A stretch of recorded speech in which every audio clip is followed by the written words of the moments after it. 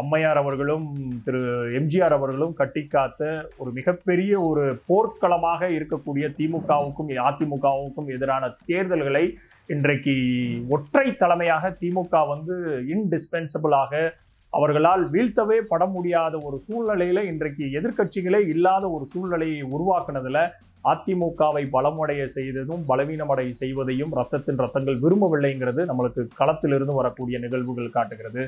இதை ஒட்டுமொத்தமாக பாரதிய ஜனதா கட்சிக்கு நேர் எதிராக அரசியல் பண்ணக்கூடிய அத்தனை கட்சிகளும் புரிந்து கொள்ள வேண்டிய ஒரு கால சூழ்நிலை. ஏன்னா பாரதிய ஜனதா கட்சி இதை முதல் முறையாக தமிழகத்தில் பண்ணல.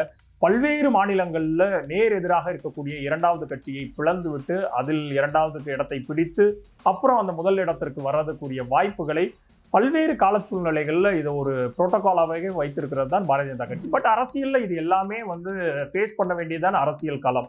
இதை பாரதிய ஜனதா கட்சி பண்றதை நீங்கள் தடுக்கிறதுக்குரிய அரசியல் விளையாட்டுகளை சதுரங்கங்களை தெள்ள தெளிவாக நகர்த்துறதுல தான் இருக்குது உங்களுடைய அரசியல் சாதுர்த்தியமும் சாணக்கியத்தனமும். அதை விட்டு பாரதிய ஜனதா கட்சி இப்படி கபலீகரம் பண்றான்னா வீட்டுக்குள்ள ஒரு திருடனை விட்டா தான் அந்த திருடனை ஒட்டுமொத்தமா களவாண்டுட்டு போறான். நீ வீட்டை அவ்வளவு சேஃப் அண்ட் செக்யூர்டா வச்சிருந்தனா உன் வீட்டுக்குள்ள எப்படி திருட வர போறான்? அப்போ நீ திறந்து வச்சிருக்கிறது யாரோட தவறு?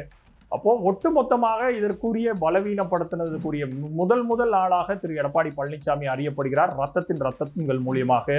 ஸோ அவர்களுக்கான பதிலை இந்த 2026 பாரதிய ஜனதா கட்சியின் மூலியமாக அதிமுகவை அளிக்கக்கூடிய எடப்பாடி பழனிசாமி அவர்களுக்கு 2026 மக்கள் என்ன பதில் சொல்ல போகிறார்கள் என்பதை காலம்தான் உணர்த்த வேண்டும்.